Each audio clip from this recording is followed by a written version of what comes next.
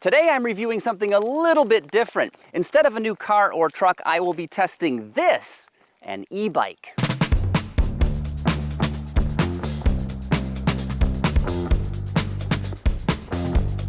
Meet the Tyson, a foldable, relatively easily transportable motorized bicycle with some serious trail riding capability.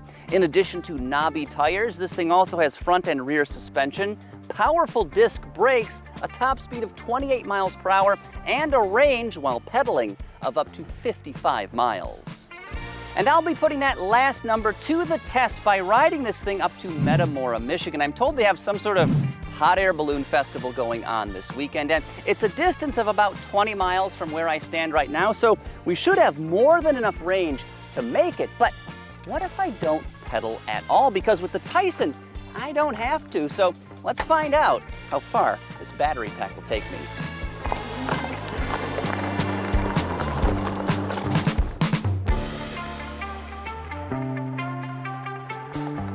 And we are off. Starting in speed 1 right now, power setting 1 if you will. Just to preserve range, it is quite slow. I'm only doing about 6 miles an hour at the present time, and I'm leaving the Chamberlain Lake boat launch area, undoubtedly named after British Prime Minister Neville Chamberlain, peace for our time. This is in the Bald Mountain State Recreation Area, the Bald Mountain Park, which is sort of misleadingly named because there are no mountains here in Michigan. We're a pretty flat state. My route up to Metamora is a fairly circuitous one. I'm taking basically all dirt roads for 2 reasons. 1, it's a lot more scenic, and 2, I'd rather not get run over by fast-moving traffic. That would be bad. Although workers' comp maybe isn't too shabby. So the Tyson here is made by a company called Heybike, and they offer a whole range of Class 2 and Class 3 motorized bicycles for a bunch of different purposes, from casual cruising to urban commuting to hardcore trail riding. Now, if you're not familiar, there are 3 main types of e-bike. Class 1 provides the rider with assistance up to 20 miles per hour, but only while pedaling. Class 2 has the same top speed, but also comes with a separate accelerator, so you can still get a boost from the motor without having to work your legs. Class 3 e-bikes, just like the Tyson here, top out at a brisk 28 miles per hour and provide assistance while pedaling, though some models have a separate accelerator. Finally, there's the murky Class 4. It doesn't appear to be defined in U.S. regulations. By all means, leave a comment below if I missed it. But these e-bikes have a top speed greater than 28 miles per hour and or a motor rated at more than 750 watts. Regardless of class, electrically powered bicycles can be a great transportation solution and wildly fun, but depending on where you live, there may be usage restrictions or licensing requirements, so do some research before making a purchase. Now, I didn't mention this earlier, but as you can see, I'm wearing a helmet, and you should too. I know a top speed of 20 miles an hour or even 28 miles per hour doesn't sound like a lot, but trust me, even half of that is booking. And when you've got other cars, potholes, ouch, if you take a tumble, it's gonna hurt. So do yourself a favor and please put on a brain bucket. The Tyson here is a pretty comfortable bike. Of course, I have stopped a couple times to stretch and get a little bit of blood flowing through my butt cheeks because they have been going a little bit numb, but overall, it's quite a comfortable bike. And as I mentioned, with a top speed of 28 miles per hour, that is absolutely flying. I've had this thing up to about 25 going down a pretty steep hill on this ride, and I'll tell you, that feels like practically warp drive when you're on a loose gravel surface. So again, wear a helmet. Got some big hills here. We're going up and then down, picking up real speed.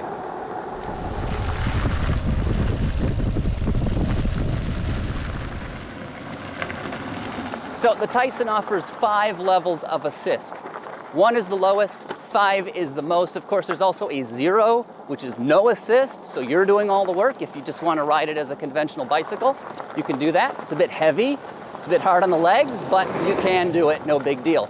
I've been keeping this thing in level 2 for this ride. It gives it a top speed of about 14 miles per hour, which is just about perfect. It's quick enough that it feels like you're moving, but not so fast that you're gonna slide or get loose on these gravel surfaces here.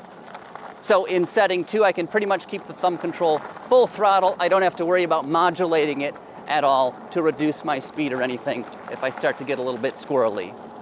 Of course, levels 3, 4, and 5 offer way more giddy up, which might be better for a very well-groomed surface or, let's say, a track, a route that you're very familiar with. The performance of this bike is pretty effortless. Even though it has only 1 horsepower, this thing will move quite well. You'll be surprised.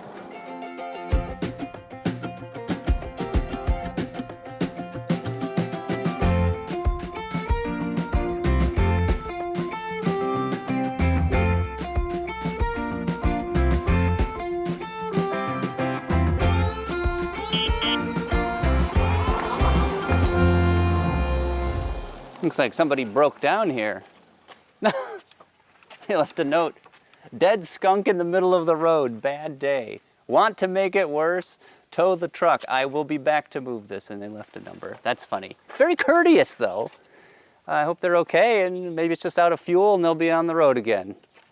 Like me.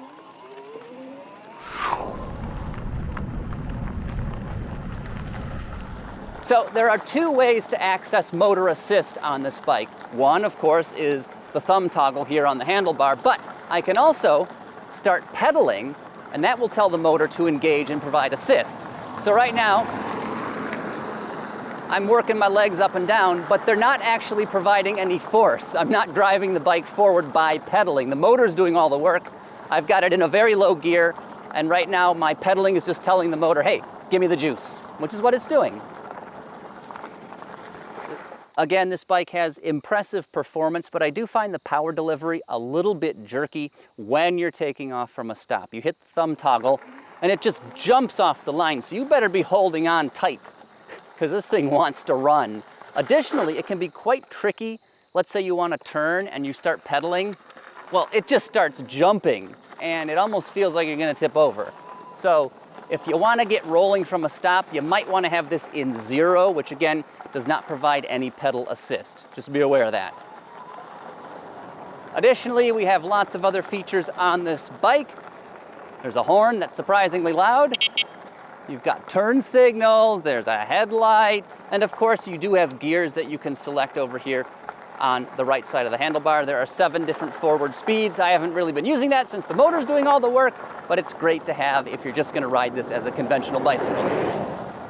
Slow down! Drive like your kids live here.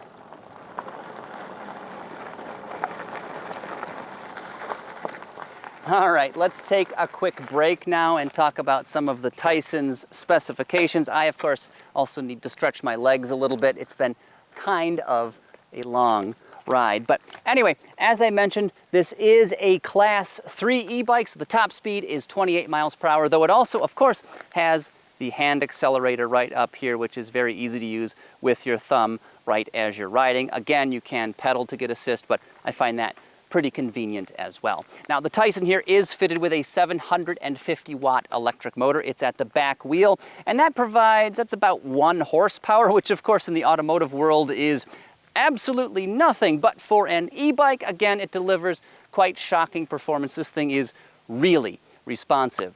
Juicing that electric motor is a 15 amp hour battery pack that lives in this sort of chunky section of the frame, and you can access that when you open the bike hinge here to fold it up. It'll slide right in or out, so if you want to have a second pack that's fully charged, you can throw that in and be ready to go. As for charge time, from a standard 110 volt household outlet, expect that to be around 4 to 5 hours.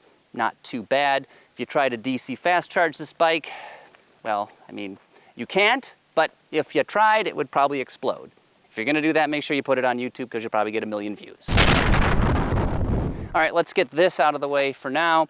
But one of the Tyson's greatest features is that it actually folds up, so it's much easier to transport this bike. If you don't have a bike rack on the back of your car or truck, you can actually put it in the trunk or the back portion of your SUV. And to do that, a couple things happen. So first of all, I can pull a little lever here, and then this other lever like that And this is how the whole headstock and handlebars fold down, just like that.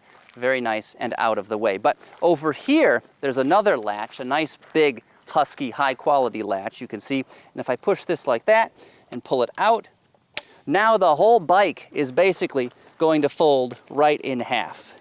You can see here, this is the battery. I can pull it out. I'm not going to right now, but it slides right out of that section of the frame pretty easily. But now that everything is undone, I can kind of manhandle this in half, just like that. And you can see it takes up, if this is down like that, whoops, just bumped the horn, but you can see it takes up a lot less space in this configuration. So relatively easy to load into a vehicle. But I will warn you, even though this has, really, please. Even though this has a magnesium frame, it still weighs about 77 pounds, which isn't that heavy, even though it is pretty bulky. It's not that it's heavy that's a problem, it's just there's no easy way to grab it to carry it. It's very cumbersome. So loading or unloading this into a vehicle, you're probably going to want 2 people to do that. So if you're ready to go for a ride, the reassembly is basically the opposite of what I just showed you. Oh, there's the horn again, buzzing away. Latch the middle section here on the frame, stand the handlebars up, latch that, and basically it's back together. Now, I mentioned the overall weight of this bike is about 77 pounds, though it is sturdy enough to hold up to 400 pounds, so pretty impressive. Coming up here, let's talk about some of the controls on this bike. Turn the screen on here.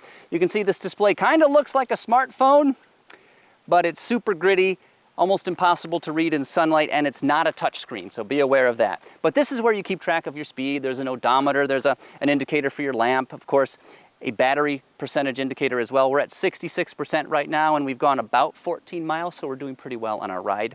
Additionally, let's talk about some of these controls here. You can see at the bottom, it's in mode 2 right now. That's the level of power assist. If I want more, there's a plus button. I can hit that, 2, 3, 4, 5, or the minus, of course, takes that down as well. The main display here, you can see a number, 0.0, or rather 0.0. That's your speedometer, but if you hit the F button, I can cycle that over to max speed, hit it again, average speed.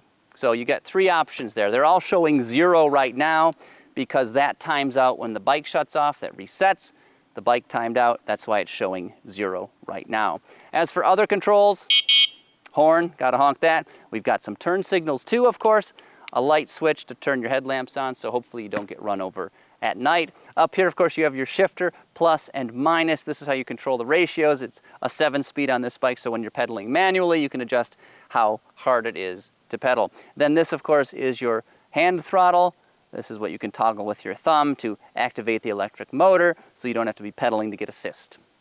Giving you some personalization options, the Tyson here is available in several different colors. This, of course, is black, but you can also get a navy blue and then a bright green. Beyond that, several accessories are available, including a larger luggage rack and even some saddlebags, so you can really use this bike for delivery or other commercial purposes, not just for leisure riding. Now, overall, I will say the Tyson has a very high quality feel to it. The kickstand, rock solid. The hinge is amazing. And then, of course, those hydraulically operated disc brakes feel great and give you incredible stopping power. But all that being said, there are a couple elements to this bike that are a little bit disappointing. The screen, for instance, I think could be a lot better. And then the fenders are just very flimsy. And one more thing, the assembly instructions for this bike are awful. They don't make any sense when you're reading them. They do have a YouTube channel on the Heybike channel. Check that out first. It makes it much easier to understand what has to happen to get this thing up and running. It's not difficult. You'll probably want 2 people to do it, but watch the video first and then assemble the bike.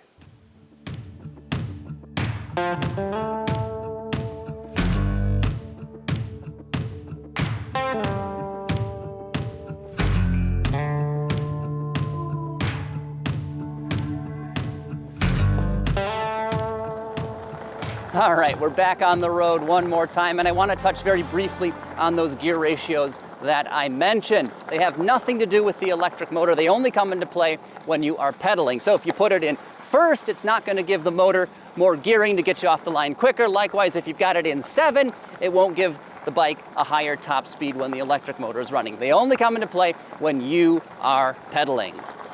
As for the ride quality of the Tyson, I've got to say it is pretty impressive. It does a reasonably good job of filtering out bumps in the road, especially if they're smaller. Like I'm driving on some loose gravel right now, and you can see that it's actually absorbing a lot of those impacts. Now, of course, if you're doing 15, 20 miles an hour and you smack into a pothole, that's still gonna hurt a lot, but in normal use, it rides pretty well. Another nice feature of the Tyson is that the front dampers are adjustable. You can actually make them firmer or softer, which is great for people of different weights or if you're driving on different road surfaces. Additionally, you can lock out the damper entirely, which is better for if you're pedaling this bike manually. You may not want that damper compressing and rebounding because that will waste a little bit of energy as you're trying to pedal. One more thing I want to point out right quick, and I'm going to start pedaling to do that just very quickly here. While your legs are moving up and down, it is possible, not likely, but possible to bang your knee on the hinge. It's fairly wide at that point of the frame, so just be aware of that and use extra caution.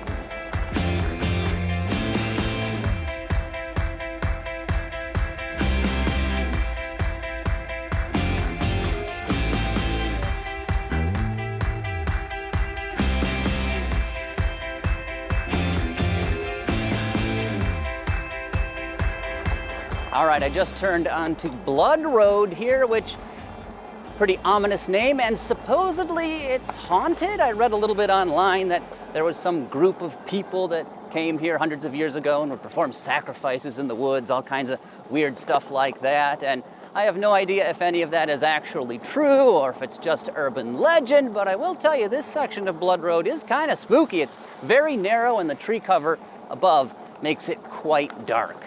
I wouldn't want to be out here alone at night. Now, supposedly Blood Road got its name from the color of the soil in this area, which supposedly turns bright red after a rainstorm. It looks pretty brown to me right now, but it certainly adds to the spooky vibe. Anyway, I'll cover the pros and cons of the Heybike Tyson as well as the pricing here in just a minute, but next, let's check out some hot air balloons because I've been waiting to see those all day.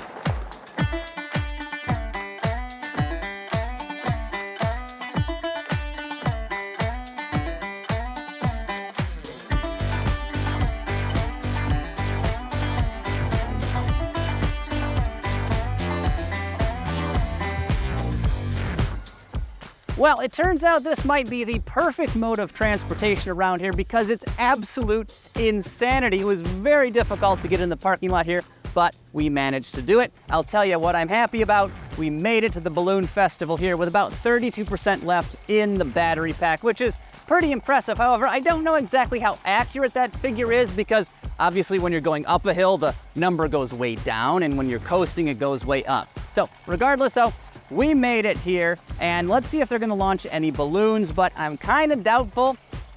It's pretty windy right now, so we'll see.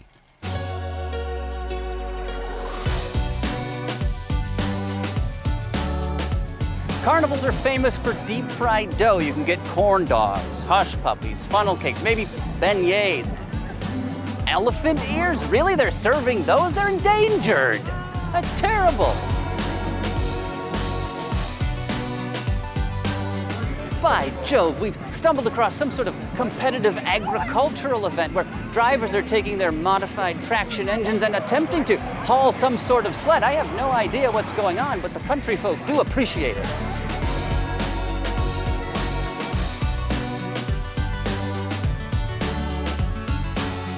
Well, we've got a bit of a good news, bad news situation here. The good news is we found some balloons. The bad news, they're all painted on the sides of these trailers. Unfortunately, they declined to launch tonight because it's a little bit too windy.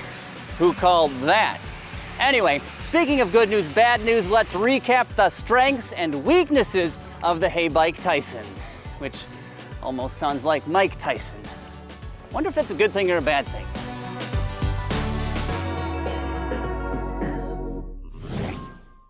This trusty steed offers loads of speed and features.